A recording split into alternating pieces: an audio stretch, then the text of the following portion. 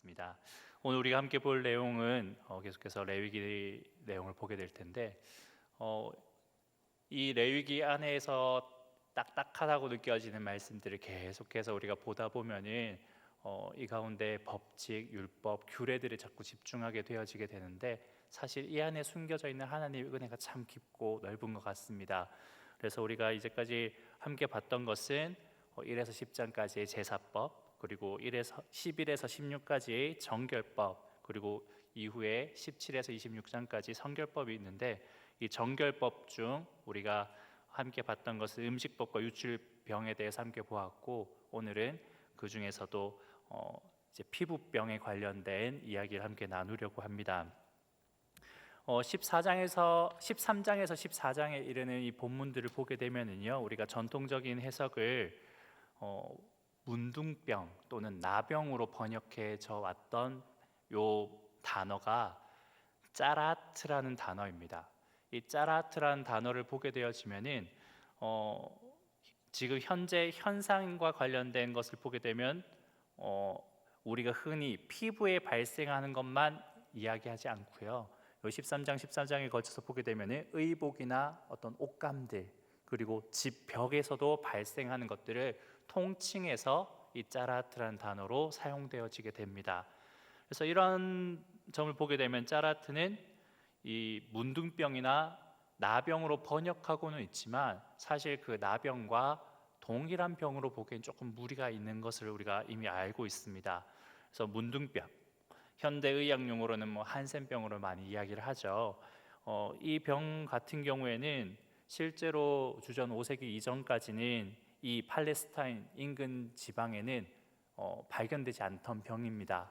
그리고 본문에 등장하고 있는 증상들이 실제로 한센병자들의 증상과는 전혀 다른 증상들이죠.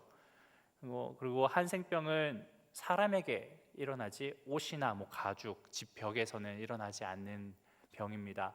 그렇다 보니까 우리가 이 성경을 처음 번역할 때 이 증상에 대해서 가장 잘 표현하기 위해서 나병 또는 문둥병으로 번역해졌지만 사실 요즘으로 치게 되어지면은 딱 적절한 번역이라 보기는 어렵다고 느껴집니다. 그렇다 보니 요즘 최근 번역본들을 보게 되면은 새 번역 성경이라든지 NIV 성경들을 보게 되면 악성 피부병, 이것이 옷이나 가죽, 집벽 등에 등장하게 될 때는 악성 곰팡이, 이렇게 번역될 때가 많습니다.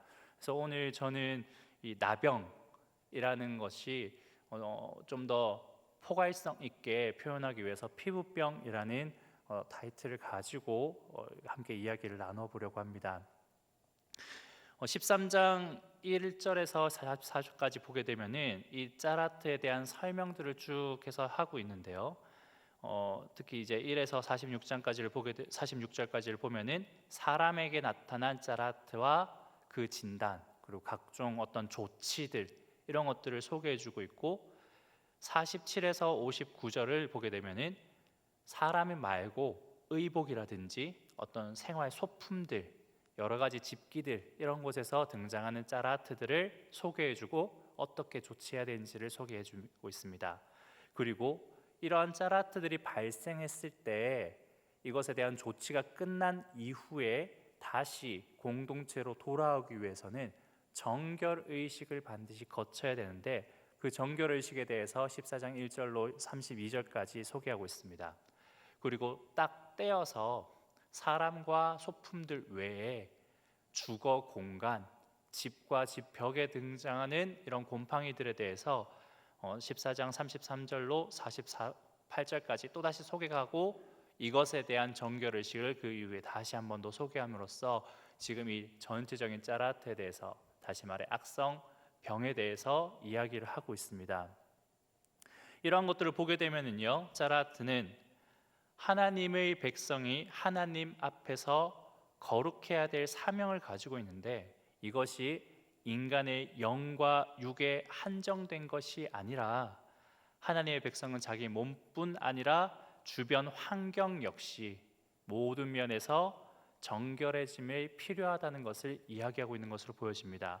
그래서 이러한 관점에서 짜라드 증상들을 가장 대표적으로 표현한 것이 오늘 함께 읽었었던 1절로부터 8절까지 내용인데, 이 내용들을 우리 함께 보려고 합니다.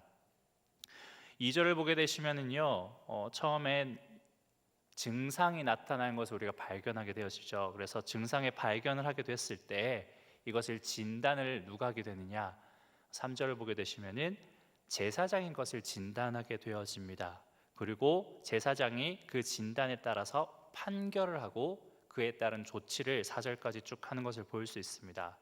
그리고 나서 5절을 보게 되면은요, 그 조치 이후에 후속 조치 역시 제사장에 의해서 이루어지게 되는데 재진단을 꼭 거치게 되는 것이죠. 그리고 재진단 결과 정결해진 경우의 조치가 6절이며 부정했을 경우에 조치가 6절에서 8절까지 쭉 이어지게 됩니다. 우리가 이 내용들을 보게 되면요, 악성 피부병에 의심되는 경우 한시적으로 격리 조치가 이루어지는 것을 볼 수 있습니다. 그래서 더 나아가서 악성 피부병이 확인되었다는, 부정하다는 판결을 받게 되는 경우 이 문제가 해결되어질 때까지, 다시 말해 이 상태가 호전되어질 때까지 진 밖에 나가서 혼자 있어야 되는 것을 우리가 볼 수 있게 되는데, 오늘 함께 찾아보려면 45절, 46절 함께 보겠습니다. 45절, 46절 함께 읽어볼까요? 시작. 나병 왕자는 옷을 찢고 머리를 풀며 윗입술을 가리고 외치기를 부정하다 부정하다 할 것이요 병 있는 날 동안은 늘 부정할 것이라. 그가 부정한즉 혼자 살되 진영 밖에서 살지니라. 아멘. 그에게 내려진 첫 조치가 바로 이것입니다. 격리죠, 격리. 이것이 무엇 때문일까요? 바로 전염의 위험성 때문입니다. 모든 피부병이 전염성을 가진 건 분명 아니었을 겁니다. 그렇기 때문에 제사장이 판단하는 것은 이 병이, 이 부정함이 전염이 되는가, 이것이 가장 제사장이 포커스를 맞추고 판단하는 그 내용이었습니다. 우리가 이 전염이 되는가 참 무서운 이야기입니다. 특히 지금 제가 이 본문이 요즘과 같은 시국이기 때문에 선택한 본문이 아니라 전 작년부터 레위기를 쭉 해오다 보니 이 본문이 오늘 된 건데, 요즘은 참 신종 코로나 바이러스 때문에 어려움이 많은 시국이죠. 우리가 그 신종 코로나 바이러스 뒤에 붙는 말이 바로 감염증입니다. 코로나 바이러스는 옛날부터 쭉 있었던 바이러스입니다. 그리고 이 바이러스가 신종이 발견되어졌는데, 이 신종이 원래는 동물에게만 전염되는, 특히나 박쥐를 중심으로 한 동물에게만 전염되는 코로나 바이러스가 사람에게 전달되어지는 독특한 신종이 발견되어졌고, 이 코로나 바이러스에 감염된 사람들의 증상이 바로 감염증이 되어지겠죠. 그래서 우리가 흔히 우한폐렴으로 부르고 있지만, 우한폐렴은 사실상 속칭이 되어지는 거고, 공식 명칭은 신종 코로나 바이러스 감염증이 이 병의 이름이 되어집니다. 이게 너무 길었는지 그제자부터 이 공식 명칭이 코로나19로 바뀌었더라고요. 그래서 이 감염증이 되어지는데, 이 감염증은 정의는 이렇습니다. 감염의 결과로 생기는 질병.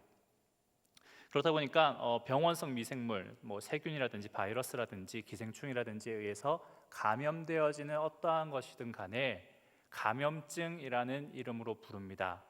그래서 이 감염증이 만약 공동체에 발생하게 되어졌다, 너무도 큰 일이 되어지겠죠.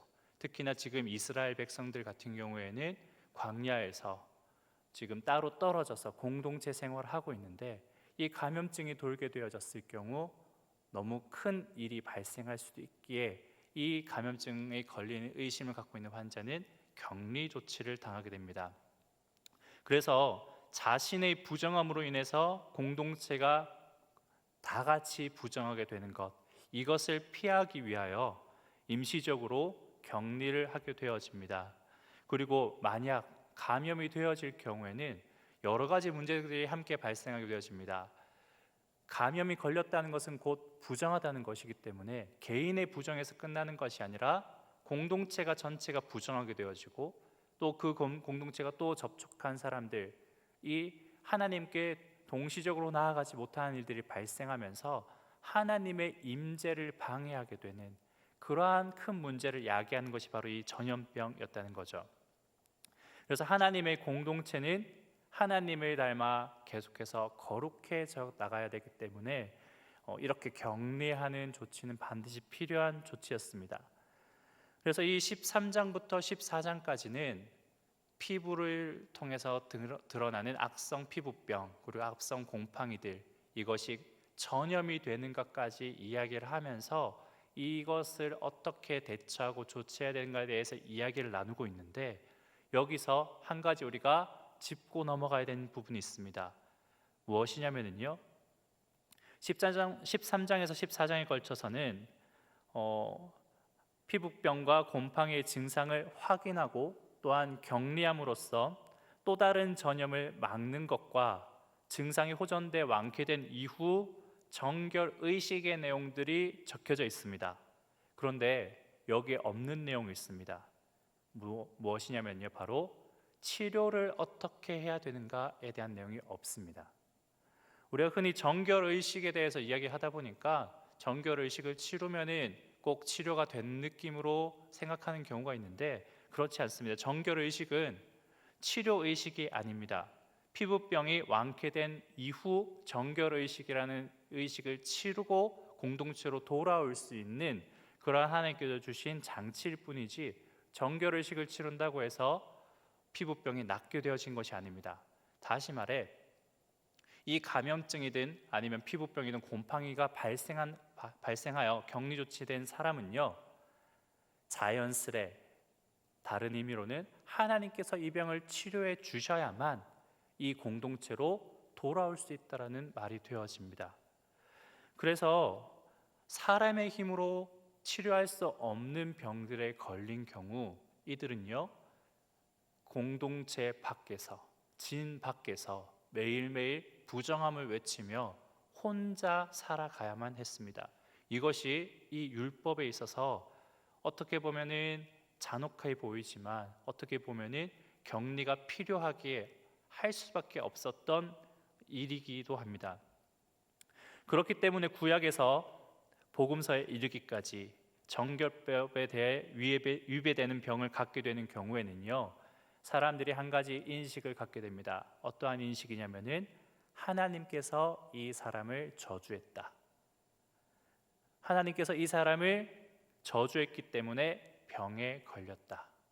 그렇기 때문에 이 병을 치유할 사람은 사람이 아니라 오직 한 분이신 하나님밖에 없다. 이것이 이들이 가지고 있었던 기본적인 생각입니다.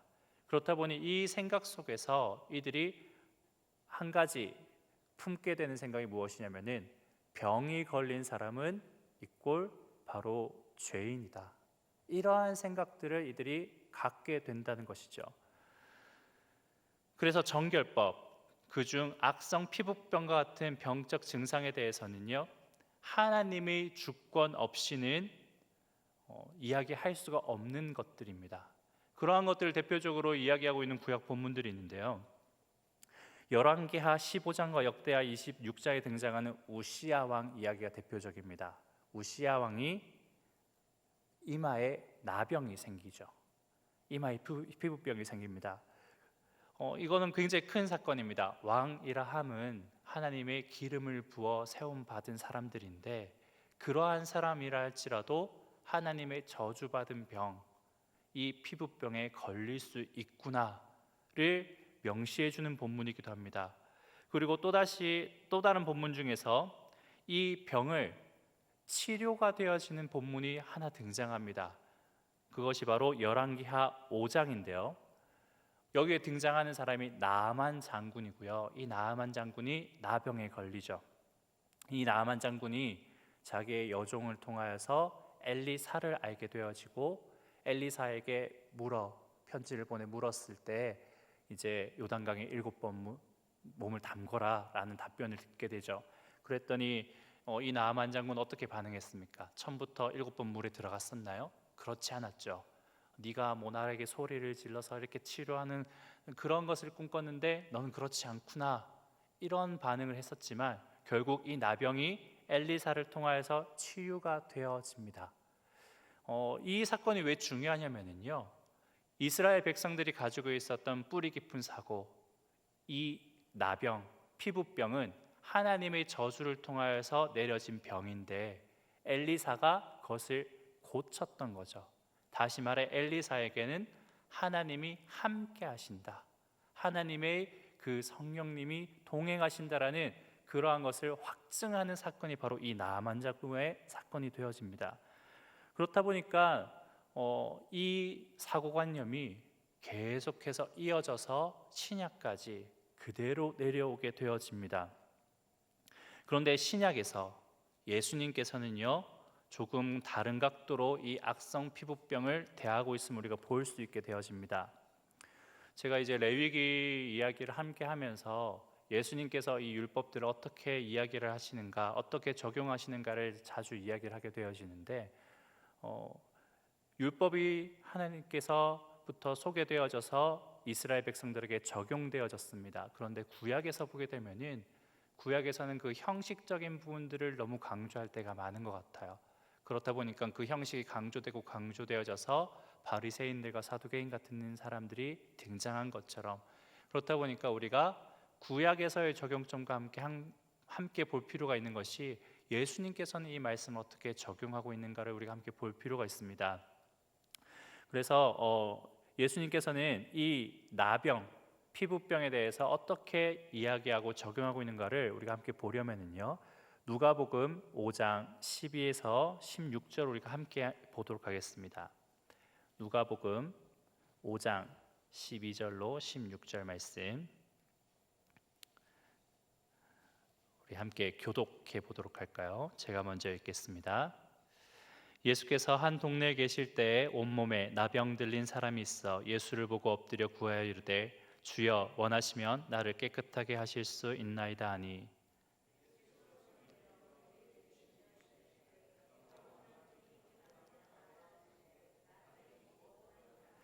예수께서 그를 경고하시되 아무에게도 이르지 말고 가서 제사장에게 내 몸을 보이고 또 네가 깨끗하게 됨으로 인하여 모세가 명한 대로 예물을 드려 그에게 입증하라 하셨더니,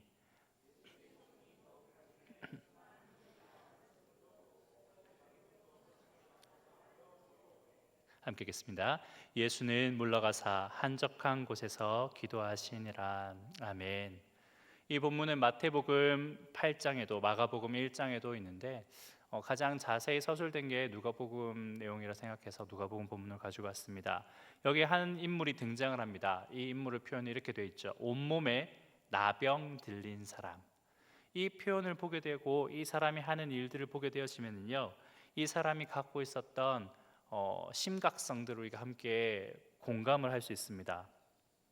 일단 나병이 온몸에 걸렸다라고 표현되어 있고 원어로 보게 되면은 이 사람이 얼마만큼 심하게 피부병에 걸렸는지를 소개하려고 하는 것 같습니다. 혹시 지금 본문에서도 나병으로 되어져 있지만 사실상 이 피부병인 이 병에 걸린 사람들이 온몸에 피부병에 걸렸다고 하고 있는데, 피부병에 걸린 사람들을 실제 마주한 일이 있으신가요? 저는 실제로 피부병에 걸린 사람과 마주한 적이 몇 번 있게 되어지는데, 사실 문자적으로 표현되어져 있는 병과 피부병을 마주했을 때의 느낌은요, 생각보다 꽤 다릅니다. 피부병이라 하면은 사실 온몸이 피부에 문제가 생기는 일이죠. 갈라지거나 또는 곪거나 아니면 트러블이 두드러기가 이렇게 나게 되는 병들인데, 일단 형상이 일그러지게 되어집니다. 피부병이라면 피부에 등장하다 보니까 얼굴에서부터 그 피부병에 있는 부위들이 썩거나 곪거나 고름이 있거나 이렇게 본래의 형상들을 잃게 되어지죠. 거기에 동반된 게 바로 악취입니다. 그래서 표정을 변하지 않기 위해서 정말 노력을 많이 했음에도 불구하고 제가 스스로 느끼기에도 내가 안색이 굳어졌구나가 느낄 정도로 이 온몸에 그렇다면 악성 피부병이 돋은 이 사람 같은 경우에는 분명 악취도 많을 것이고 그저 눈으로 보기에도 힘든 지경에 이른 사람, 그게 이 사람의 지금 모습일 것입니다. 그 사람이 얼마나 절박함과 간절함을 갖고 있었는지를 볼 수 있는 것이 이 사람이 예수님을 찾아서 어떻게 반응했는가. 한 동네에 머물고 계시는 예수님을 찾아서 동네 안으로 들어옵니다. 지금 우리가 율법을 함께 봤다시피 나병이 걸린 상태에서는 진 밖에 나가야 됩니다. 다른 사람들이 만나서도 안 되고요, 혼자 지내야 합니다. 부정하기 때문이죠. 전염이 걸릴 수 있기 때문입니다. 그럼에도 불구하고 마을 안으로 들어왔을 때에는 그에 따른 징계가 반드시 들어가게 됩니다. 그런데 이 사람이 예수님을 만나기 위해 마을, 동네 안으로 들어오게 되는 것이죠. 그리고 나서 예수님을 보자마자 이가 했던 반응이 무엇이냐면은 보고 엎드려라고 이야기합니다. 예수님 앞에 다른 반응을 하지 않습니다. 이 사람이 그저 딱 한 사람, 예수님만을 보고 율법을 어기고 이곳에 들어왔기 때문에 예수님 앞에 내가 꿇어 엎드려 나아가는 것, 그거 한 가지, 그것만을 가지고 이곳에 들어온 것입니다. 그런데 그럼에도 불구하고 이 사람의 고백이 굉장히 귀한 것을 우리가 볼 수 있는데, 이 사람이 이렇게 이야기를 합니다. 주여 원하시면 나를 깨끗하게 하실 수 있나이다. 얼마만큼 이 사람이 고생했는지 잘 모르겠습니다. 그런데 이 사람이 다른 사람들과 함께 지내지도 못하고 진 밖에 나가 살 수밖에 없다는 것을 우리가 아는 이 사람이 예수님 앞에 나와 자기가 간절히 원했던 것, 이 나병이 치유되는 것, 그것을 원했다면은 저라면 이렇게 이야기했을지 모르겠어요. 주님 제발 좀 고쳐주세요. 주님 제발 내가 뭐라도 할 테니까 주님 좀 고쳐주세요. 그런데 이 나병 환자는요, 먼저 이야기한 것이 바로 이것입니다. 주여 원하시면, 그리고 고쳐주세요가 아니라 나를 깨끗하게 하실 수 있나이다. 예수님께서는 그런 능력 있는 분이심을 내가 알기 때문에 내가 이곳에 왔지만, 그럼에도 불구하고 당신이 원하시면은 그렇게 해달라는, 내 주권과 내 소망과 내 소원을 이야기하기 이전에 그건 다 당신께서 아시니까 당신이 원하시면은, 하나님의 그 주권을 인정하면서 나아가는 그러한 말을 우리가 여기서 볼 수 있습니다. 그에 대한 예수님의 반응이 이제부터 나오게 되어집니다. 예수님께서는요, 원하시면 나를 깨끗하게 하실 수 있나이다라는 고백 속에서 예수님이 먼저 하셨던 것은요, 손을 내밀어 그에게 대시기 시작합니다. 여러분, 이것이 우리가 함께 봤던 율법을 굉장히 뛰어넘는 반응임으로 볼 수 있습니다. 부정한 자를 접촉하면 어떻게 됩니까? 부정해집니다. 부정해지면 어떻게 되어지죠? 진 밖에 나가고 혼자 고립되어지는 것은 물론이거니와 하나님께 나아갈 수가 없습니다. 부정하니까요. 그런데 하나님과 항상 동행하는 예수님께서 부정한 자를 만지면 어떻게 될까요? 인간적인 생각으로 보게 되어지면은 하나님과 단절되어져야 되는 것이 마땅합니다. 그런데 예수님께서는요, 이 나병 걸린 자의 몸에 손을 대십니다. 그리고 나서 이렇게 말씀을 하시죠. 내가 원하노니 깨끗함을 받으라. 그렇게 말씀하시자 곧 나병이 떠나가게 됩니다. 참 놀라운 일입니다. 많은 기적들이 신약에서 소개되어지고 있지만, 그러한 신약에서 소개되어지고 있는 기적들을 보게 되면은 이러한 구약적인 내용들이 뒷받침되는 것이 맞습니다. 예수님께서는요, 단순히 나병 환자를 치료하신 것처럼 보여지지만 이건 단순한 치료가 아니었습니다. 손을 내밀어 그를 만지면서 치료하는 것, 우리가 여기서 의문이 들 수밖에 없습니다. 예수님께서는 그를 만지지 않으면 피부병을 치료할 수 없는 분이신가? 그것이 아님을 우리가 알고 있죠. 그럼에도 불구하고 병자에게 손을 내밀어서 그에게 대시고 치료를 해주십니다. 예수님 그것이 필요하다고 생각을 하신 겁니다. 그런데 이것만 보게 되어지면은 정결법을 무시하는 듯 보여지는데, 그 다음 이어서 말씀하시는 내용들을 보면은요, 가서 제사장에게 너의 몸을 보이고 네가 깨끗하게 됨으로 인하여 모세가 명한 대로 예물을 드려 그들에게 입증하라. 정결법 의식대로 그 모든 의식들을 치러야 됨을 한 번 더 이야기하십니다. 깨끗함을 이미 받은 사람인데 그럼에도 불구하고 정결법을 무시하는 것처럼 보여졌던 예수님께서 정결법대로 행하라고 이야기를 하시는 겁니다. 이것이 앞뒤가 맞지 않는 내용처럼 보여지지만 이 안에 숨겨진 뜻이 있습니다. 무엇이냐면요, 이것은 전적으로 예수님이 자신이 율법보다 앞선 이이시고 또한 높으신 이이고 먼저 되신 이이심을 선포하는 신적 선포이기도 합니다.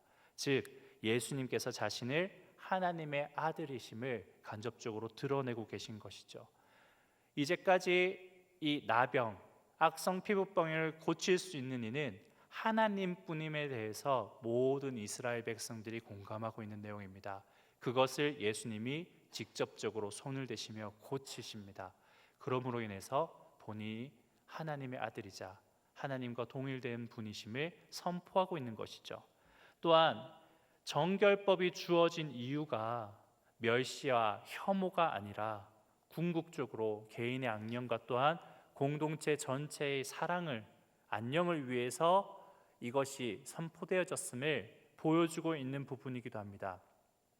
온몸에 피부병이 걸려서 누구도 손대기 싫어하는 사람에게 먼저 다가가 손을 대어 주시는 예수님, 혼자 고립되어져서 누구도 만나지 못하고 누구와 대화하지도 못하고 혼자 살아갈 수밖에 없는 이에게 먼저 다가가 만져주시는 그러한 예수님, 이것을 통하여서 단순히 병을 고친 것이 아니라 이 사람이 갖고 있는 내적 상처들 또한 고쳐주고 계신 것이죠.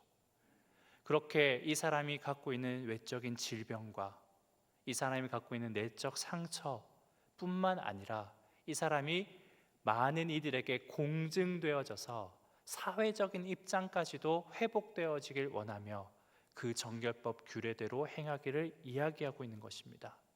다시 말해 정결법이 우리에게 주어진 본래 이유가 무엇이냐? 바로 하나님의 사랑 안에서 공동체가 바른 모습으로 세워지는 것, 이것이 바로 이 피부병을 통하여서 하나님께서 주시고자 했던 궁극적인 목적입니다. 그래서 내가 원하노니 깨끗함을 받으라, 이것은요 또한 이스라엘 백성들 안에 있을 때는 하나님께 저주받았던 죄인, 이 죄인이 용서함을 받게 되는 일이기도 합니다.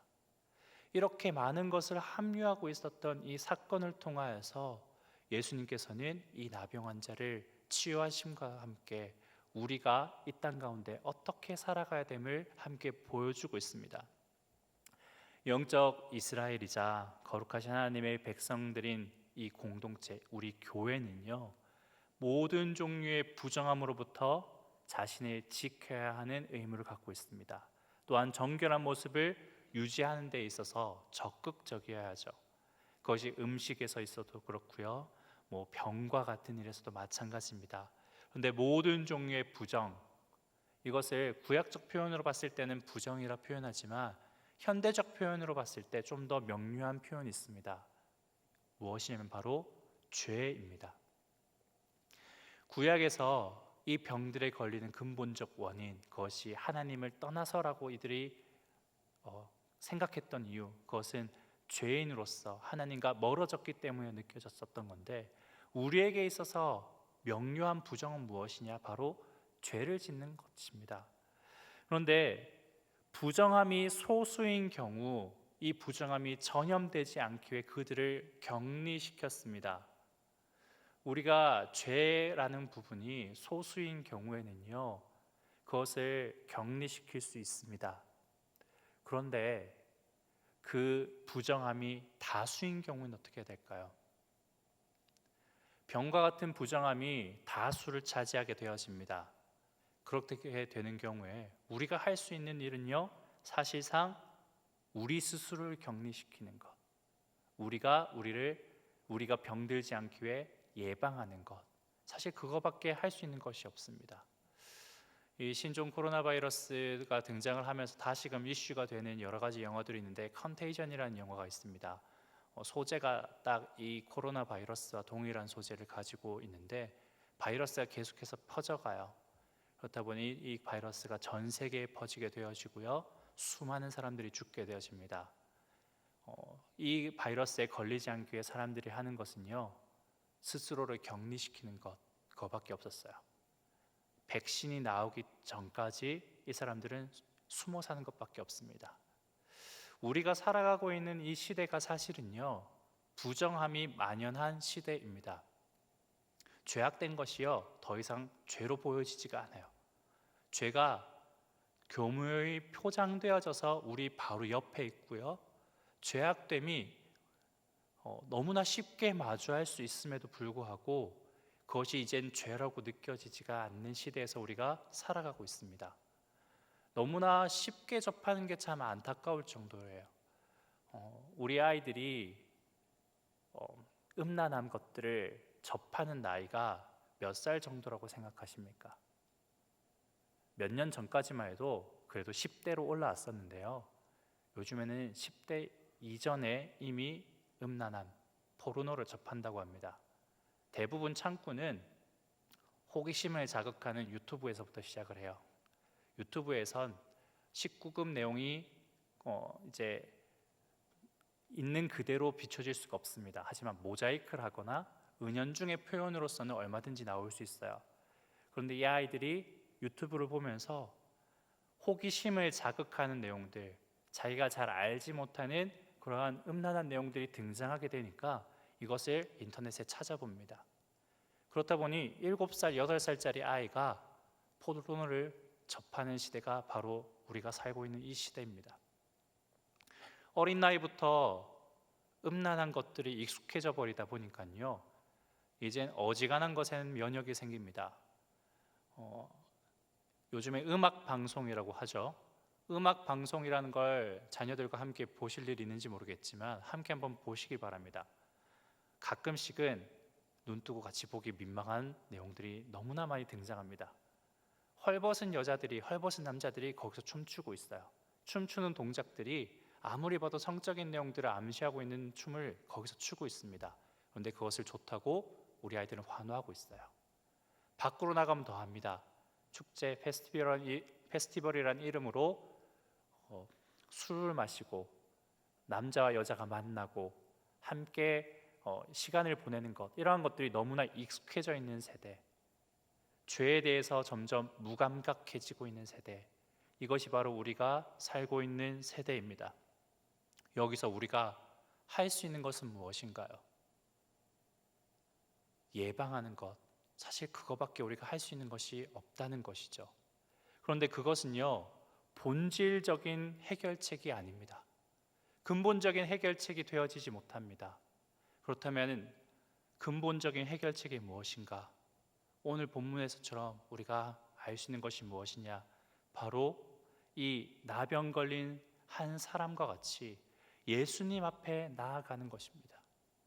우리가 예수님 앞에 나아가지 않고서는요, 이 근본적인 문제를 해결할 수가 없어요.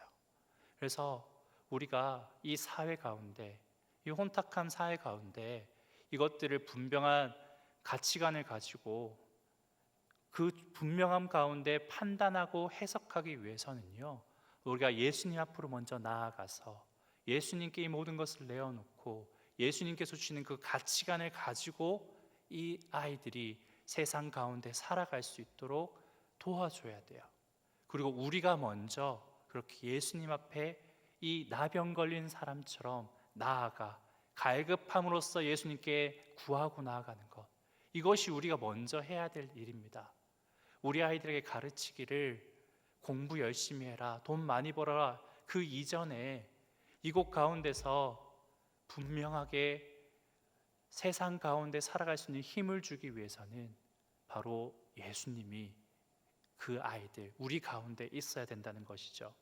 그래서 우리가 함께 이것을 두고 기도했으면 좋겠습니다. 우리 함께 찬양 드리고 기도할 텐데, 내가 먼저, 그리고 우리 아이들이 예수님 앞에 나아가서 예수님만 바라보고 예수님을 중심으로 한 삶을 살아갈 수 있는 그러한 굳건한 믿음 달라고 우리 함께 찬양 후 기도했으면 좋겠습니다. 찬송가 539장 너 예수께 조용히 나가 함께 찬양 드리겠습니다.